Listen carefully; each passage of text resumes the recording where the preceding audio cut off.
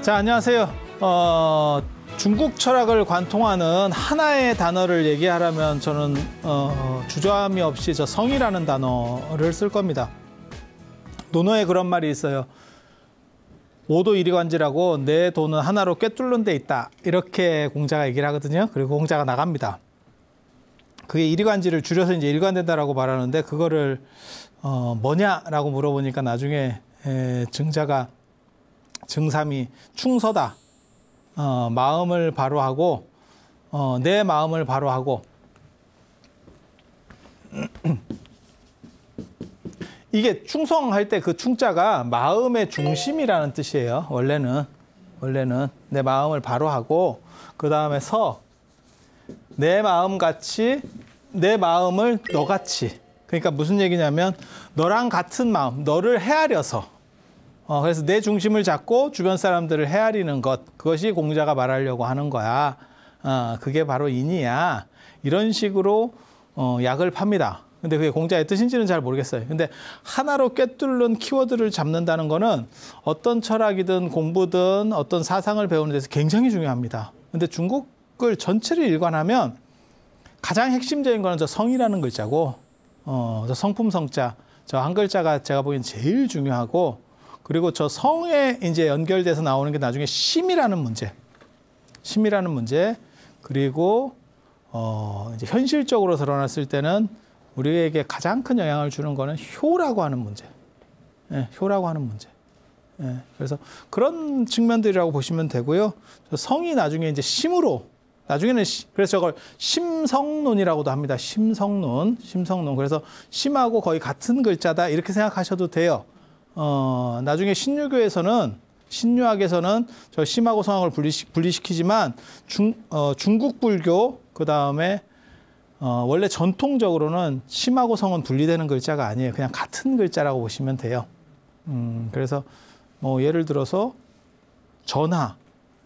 전하라고 부를 때, 그러니까 신하는 전하라고 부르고 짐은, 과인은 이렇게 얘기하면 이거는 그냥 다 같은 표현이잖아요. 짐이나 과인이나 뭐 이렇게 가는 거죠. 그래서 심하고 성은 그냥 같다. 여러분들은 그냥 그렇게 생각하시면 돼요. 그러니까 마음을 지금 얘기하고 있는 거다. 인간의 마음 문제를 얘기하는 거다. 그런 분들이 있어요. 뭐 저 같은 사람 이제 보면 이제 꼭 그렇게 얘기하는 사람이 있어. 뭐 마음 공부를 해야 된다. 진짜 무식한 얘기거든. 한마디로 얘기해서. 왜? 야, 마음이 공부 대상이냐? 마음은 그냥 본유적으로 있는 거야. 그거는 가감이 되는 게 아니야. 맑혀야 돼? 그러면 순자다, 너. 마음을 맑혀야 돼? 그럼 순자야. 이렇게 되면 나중에 지난번에 얘기한 것처럼 이렇게 껴가지고 이걸 맑혀야 되면 이러면 이게 점호가 됩니다. 나중에 선종에서는 점호가 됩니다. 야, 이거 맑힐 필요 없이 이 본질에서의 밝음은 그대로 있는 거잖아. 도노입니다. 그러면 맹자순자 때 왜 저거를 다 결판을 못 지었습니까? 그 당시 결판을 짓기도 어려웠었고 처음 시기가 얼마 안 됐기 때문에 여기 결판 짓기도 좀 쉽지도 않았었고, 그리고 순자가 압도적으로 이기고 있었다니까요. 근데 순자의 단점 아세요? 순자가 나중에 욕을 먹는 이유 중에 하나가 합리론자고 현실주의자예요. 맹자는 이상주의자고.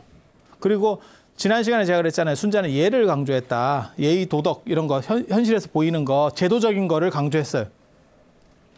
어떤 일이 벌어졌을 것 같아요? 그 제자들이 예의, 도덕 같은 거를 강조하다 보니까 그 제자에 누가 나오냐면 지난 시간에 제가 얘기했었어요. 한비자 이사 같은 사람이 다 순자 제자예요. 그러니까 법으로, 그러니까 예를 넘어서 예의적인 걸 넘어서 법칙적인 대로 가는 거예요. 법률가로. 그러니까 나중에는 어떤 일이 벌어지냐면, 야, 사는 게 너무 답답한 거 아니냐? 이렇게 살 수 있냐? 거기에 대한 비판의식이 있고, 그리고 그 법률가들, 그러니까는 그 법가 사상가라고 하는 그 법으로다가 모든 것을 규정하겠다. 어떻게 보면 지금 현대사회에서는 설득력이 충분히 있는 거예요. 충분히 있는 거예요. 오히려 인정주의보다는 법치주의가 낫습니다. 막말로 얘기해서 법치주의로 완전히 깔끔하게만 되면, 저는 그런 얘기를 계속 하는 사람이거든요. 사법적인 것도 그냥 인공지능이 해주면 빅데이터 넣어가지고 인공지능이 해주면 최고다. 그러면 정관 예우고 뭐 지랄이고 아무것도 없어. 근데 이게 법이라고 하는 게 중력이 센 데서는 빛도 휘거든요. 빛도 휘거든요. 그런 것처럼 센 권력 쪽으로만 가면 법이 이렇게 휘어갑니다. 장발장만 그랬던 게 아니야. 센 사람한테는 다 휘어가고 약한 사람한테는 직격탄을 날려요. 그러니까 이게 사법제도에 대해서 야, 저게 맞나? 법이 정당성이라는 게 없어요. 근데 이사나 한비자가 얘기한 거는 법의 깔끔한 정당성이에요. 임금부터 시작해서 뭐 밑에까지. 진나라가 나중에 통일하게 되는 게, 진시황이 통일하게 되는 게 상황이라고 하는 사람이 그 법가에 어떻게 보면 저 한비자나 이사보다 훨씬 빠른 사람들인데 순자보다도 빨라. 그 사람이 이제 털을 다져서 그러는데 진목공 시절에 춘추시대 사람이에요. 그 사람은. 그래서 순자보다도 빠른데 그 사람이 털을 다져서 그러는데 그 사람이 나중에 죽는 거 보면 그 얘기가 나오죠. 태자가 잘못했어. 왕자가 잘못했어. 쉽게 말해서 세자가. 때려야 돼, 말아야 돼. 야, 이거 힘들다. 법이 만인 앞에 공평하면 조져야 되거든요. 어떻게 하면 될 것 같아요, 여러분? 아니, 그 상황이 실제로 벌어졌어요. 벌어졌어. 그런데 이 사람을 놔두면 뭐 이것도 유도리가 있는데 저쪽 조금 더 이제 뭐 사촌도 유도리가 있겠지 뭐 이러면서 이게 무너지는 거예요. 그러니까 상황이 어떤 행동을 했냐면 태자를 잡아서 족칠 수는 없고 다 바로 대통권자잖아요. 그러니까 잡아서 족칠 수는 없고 누구를 잡아왔냐면 사부를 잡아옵니다. 그러니까 스승. 그러니까 세자를 교육시키는 사부를 잡아와요. 잡아가지고 그 사람들한테 이렇게 묵형이라 그래서 이맛박에다가 죄명을 써버려요. 이 사람은 굉장한 치욕이지. 보통 세자를 훈육하는 그 교육자로 들어가는 사람이면 그 당시 당대 공부 제일 잘하는 사람 쪽이에요. 그리고 이 사람들이 대부분 우리 조선도 마찬가지예요. 특별하지 않으면 이 사람이 정승판서로 올라갑니다. 그 다음 세대의 왕이 되면 바로 올라갑니다. 왜냐하면 친하잖아. 어렸을 때부터 계속 공부시키고 우리 선생님. 그리고 그 선생님이 엄격하게 하느냐? 엄격하게 안 합니다.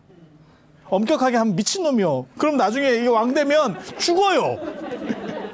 그렇게 해서 이게 이제 좀 잘해주면 우리 선생님. 그래서 대부분 중국 같으면 유모하고 이렇게 세자를 훈육했던 선생들이 대부분 다 뜹니다. 우리나라도 이 유모는 우리나라는 잘 안 뜨는 것 같고 우리나라 역사에서는 유모가 잘 안 뜨고 유모가 왜 그러냐면 왕가 같은 경우는 왕비가 직접 애를 안 키우거든요.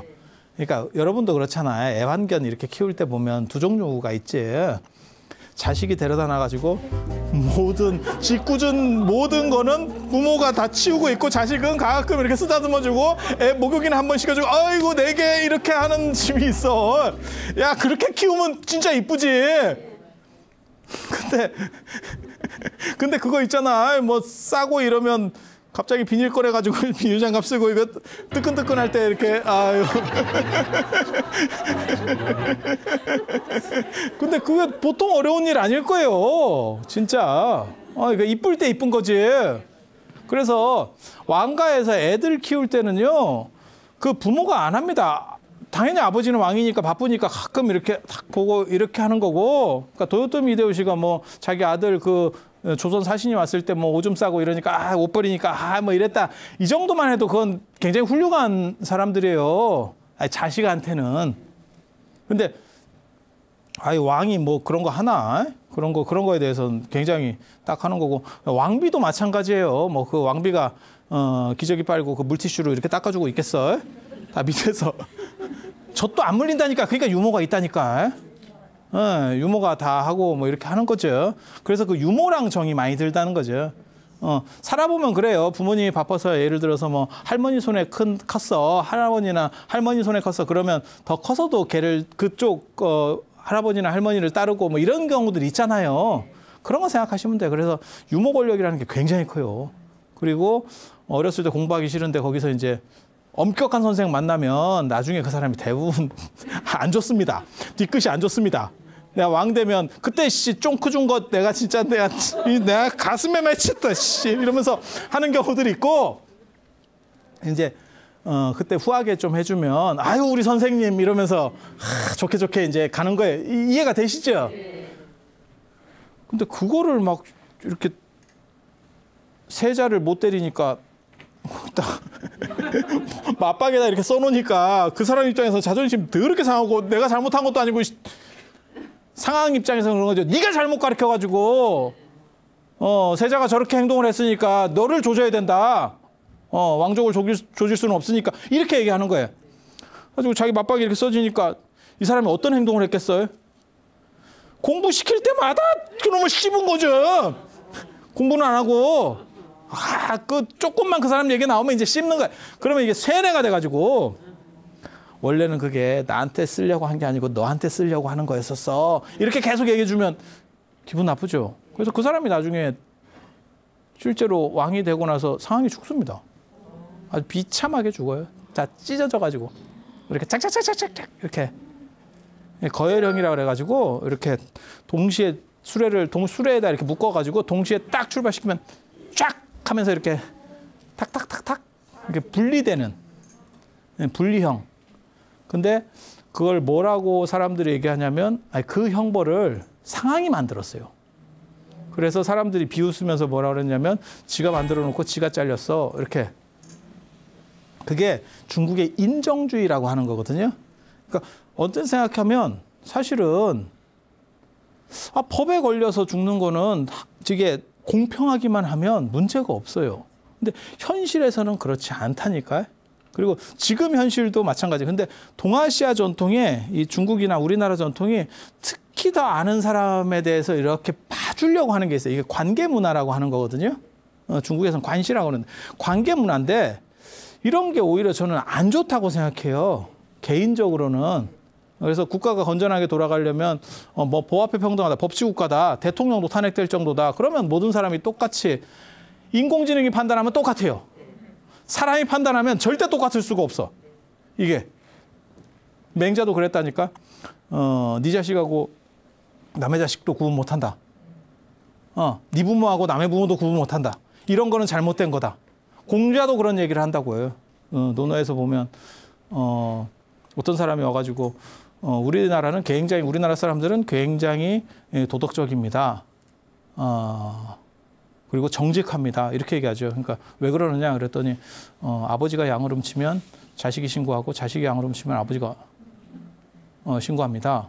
이렇게 얘기하니까 너네 나라 정직이라는 게 그런 거냐?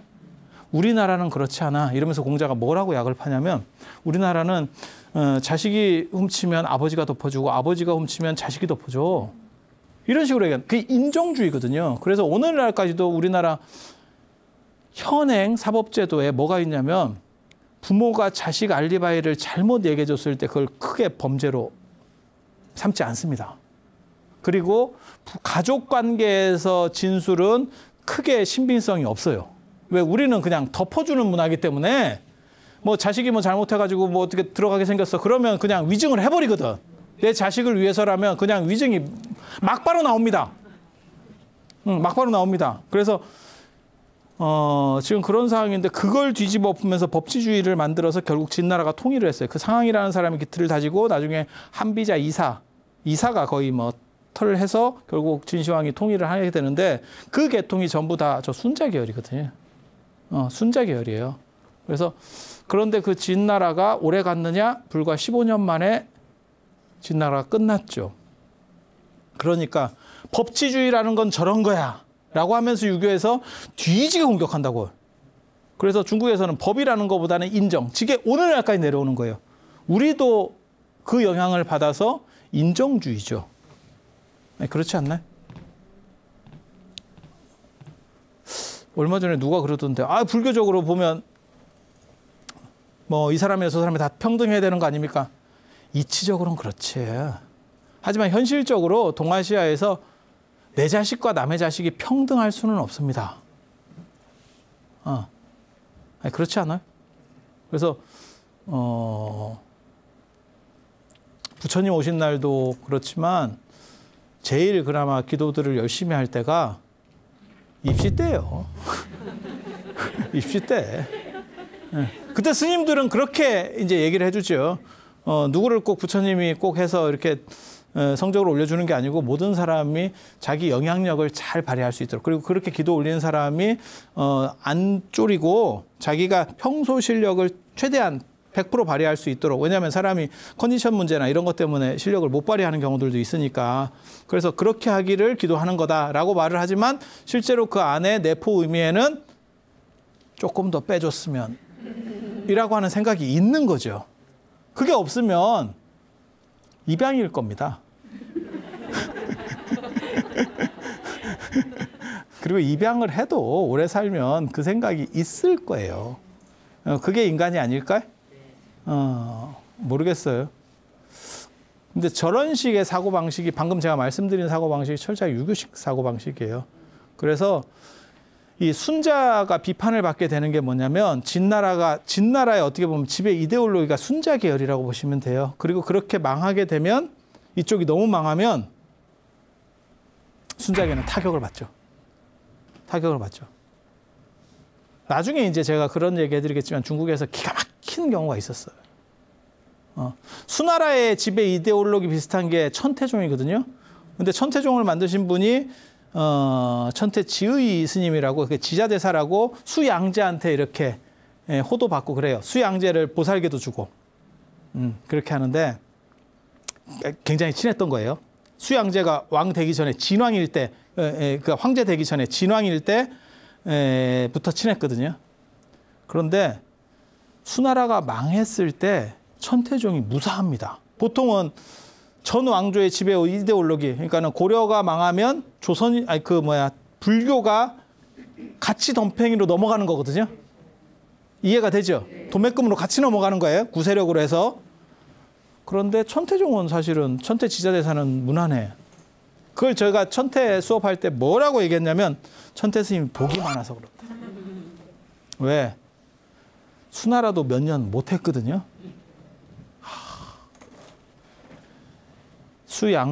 수나라 망하고 수양제가 죽고 난 뒤에 천태 스님이 돌아가셨으면 다 덤팽했습니다. 수나라가 잘 나가고 큰 문제 없을 때 이 양반이 돌아가셔요. 그렇게 해서 빠져. 그렇게 해서 당신은 화를 면하는 거야. 그래서 어떤 경우는 일찍 죽어서 복이 되는 경우도 있다. 이런 생각이 있어요. 너무 오래 살아서 이제 탈을 받는 경우도 있고, 문제가 좀 있어도 또 동아시아 정서의 가장 큰 특징이 죽으면 더 이상 잘 문제 삼지 않습니다. 죽은 거에 대해서는 별로 문제 삼지 않아요. 그건 그냥 그렇게 해서 심하이 됐는갑다. 뭐 이렇게 가는 거죠. 그래서 이 순자 계열이 진시황의 이 진나라하고 연결되면서 나중에 이게 골로 가요. 많은 비판을 받아요. 그런데 동아시아에서는 이 순자 계열이 계속 내려가는 게 교육론입니다. 맹자식의 교육을 하진 않아요.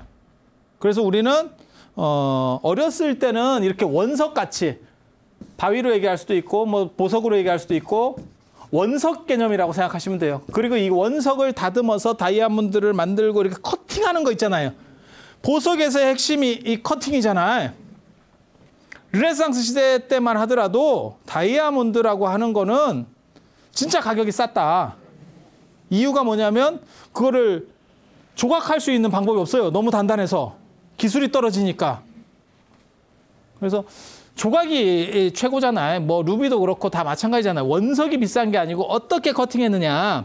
그리고 그거를 커팅 디자이너가 있어요. 최고의 디자이너. 그러면 그걸 다 설계를 해서 다다다다다 해가지고 이렇게 뭐 각을 주고 어쩌고저쩌고 자기네들끼리 뭐 한다고. 그렇게 커팅하는 디자이너가 누구냐면 선생이지. 그리고 그것을 이렇게 잘 쳐내서 인간의 본질을 발현시켜서 완전한 인간을 만들어내겠다. 이게 순자의 교육론이에요. 순자의 교육론. 그래서 조선시대까지도 계속 이런 교육론이었고, 뭐 조선시대는 둘째치고, 그래서 경몽요결이라고, 몽이라고 하는 것은 이렇게 쳐서, 제가 전에도 말씀드린 것 같은데, 이렇게 쳐서, 깨트려서 그게 경목령을 누가 쓴 거냐면 어린이 교과서인데 율곡이 쓴 거예요. 쳐서 이렇게 다듬어야 된다. 그래서 여러분들이 어렸을 때 많이 맞은 거고 그 쳐서라고 하는 개념이 최근까지 있었죠. 아니 그렇잖아요. 저희 어렸을 때도 그런 거 많이 있었어요. 그러니까 그게 교육론이 바뀐 거라니까. 만약에 맹자식의 교육론이면 본질을 드러내는 교육이기 때문에 지금 우리가 알고 있는 것처럼 애들 저희 때만 하더라도 선생님한테 맞고 오면 그걸 말도 못했어요. 그리고 무조건 부모님들의 제일 먼저 얘기는 네가 맞을 짓을 했겠지가 첫 번째 단어였는데 지금은 선생님한테 맞았다 이러면 얼마 전에 그런 거 많이 있었잖아요.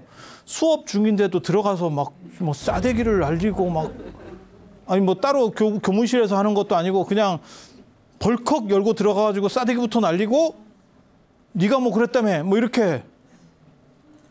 아니 그게 지금 있는 얘기를 하는 거예요. 둘 다 있는 얘기를 하는 거예요. 없는 얘기를 하는 게 아니고. 그래서 뭘 얘기하고 싶은 거냐면 하나는 본질을 발현하는 교육. 이게 요즘 교육입니다. 그리고 이게 맹자식 교육론이에요. 순자는 좁혀가면서 스스로를 이게 본질이 잘 드러나게 안에 있는 완성된 것이 잘 드러나게 하는 교육. 그래서 이 교육론하고 차이예요. 이거를 긍정적 교육이고 어떻게 보면 걔는 다 기본을 갖추고 있어 라고 하는 긍정에서 그래서 요즘 그런 거 있잖아. 애들 키우면 잘한다 해서 기를 죽이지 말아야 된다. 그러다 보니까 집안에 손자라도 하나 있으면 이게 누가 상관인지를 모르겠어. 서열이 막 엄청나게 높고 저희 때만 하더라도 이렇게 애는 그냥 놔놓고 방목시키다시피 해서 컸는데 지금은 애가 하나 있으면 몇 명이 붙어야 되는 시절이 됐잖아요. 나는 안 그럴 거야 라고 생각할지 모르지만 실제로 대부분의 사람들이 거기 말려 들어가죠. 이게 뭐 빼도 박도 못하고 이게 개미지옥 같은 데 빠지잖아.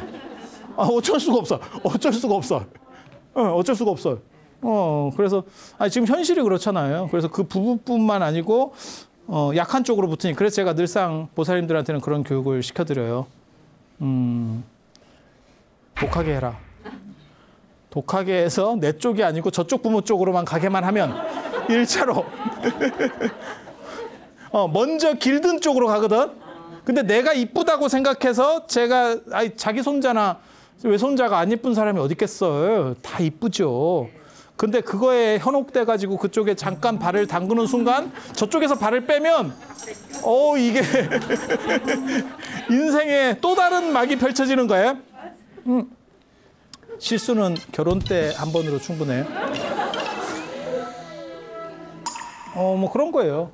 그래서 지금 오늘날의 교육론은 사실은 맹자식이에요. 그러니까는 정확하게 말하면 기독교식인데 서구식 교육론이 들어온 건데 동아시아에서 보면 맹자식이에요. 그런데 흥미로운 것은 순자가 먼저 떴고 현실주의자로 그다음에 나중에 불교가 들어오면서 불교의 이상적인 색깔들, 수행적인 것들 이런 것들과 이런 것들의 영향을 받아서 맹자가 부활하거든요. 당나라 말에. 맹자가 부활하는데 그런데도 불구하고 동아시아의 교육론은 언제나 순자 쪽이었었어요. 최근까지. 그리고 그 교육론에서의 특징은 부정적이고 좁혀는 거였습니다. 그래서 저는 그 생각하거든요. 만약에 부정적이고 이렇게 좁혀는 게 일본은 아직도 그런 식 교육이에요. 가보시면 아시겠지만 이 교복 입고 이렇게 머리도 지금도 제대로 이렇게 안 하고 짧게 깎죠. 근데 그게 뭐 일본식이다 이게 아니고 우리는 원래 전통적으로 저런 순자식 교육론이었어요. 교육론에서만은 순자예요. 수양론에서는 맹자식이고 유교가 그래요. 이중성을 가져요. 교육론에서 순자예요. 근데 부정적인 것들이 교육에 안 좋은 영향을 미쳐서 걔를 문제시킨다. 저는 그렇게 생각은 안 합니다. 어떤 교육론이 맞는지를 잘 모르겠다라고 얘기하는 거예요. 왜? 만약에 부정적인, 그러니까 순자식의 저런 교육론이 틀렸다고 가정하면 우리가 서양에 비해서 계속 떨어져 있었어야 돼. 문화나 이런 여러 수준에서. 그런데 1700년대까지 하더라도 동아시아가 유럽보다 나았어요. 상황이 훨씬 나았어요. 훨씬 나았어요. 그러니까 저 부정적 교육이라고 하는 게 꼭 안 좋으냐? 그렇지 않아요. 그래서 그 부분에 대해서도 생각을 해봐야 돼요. 우리 그런 거 있었잖아요. 어린 시절에는 목욕탕 가서 떠들거나 기차에서 뛰다니면 엄마가 등짝을 때리면서 뭐라고 하던 그러면 안 돼! 라고 하는 게 있고 지금은 아무도 못 말려. 아무도 못 말려. 과연 이게 타당하냐? 어떤 것이 맞냐를 얘기하는 거예요. 어떤 것이 더 타당하냐? 그러니까 그렇게라도 해서 애들이 뛰어놀게 하는 것이 맞느냐? 안 그러면 애들에게 사회성이라는 걸 가르치는 것이 맞느냐에 대해서는 생각해 볼 점들이 많이 있죠. 그러니까 어떤 것이 꼭 옳아요가 아니고 저것이 적절점을 가져야 돼요. 근데 지금은 너무 어떻게 보면 풀어주는 거고 여러분 세대에는 너무 가뒀던 거죠. 이게 뭐 하는 짓인가 싶을 정도로 드자비를 했었고 꽉 잡아버리는 거고 지금은 뭐 완전히 상전이 상전. 애가 상전이요. 그렇게 되는 거잖아요. 그래서 그런 정도 생각을 하시고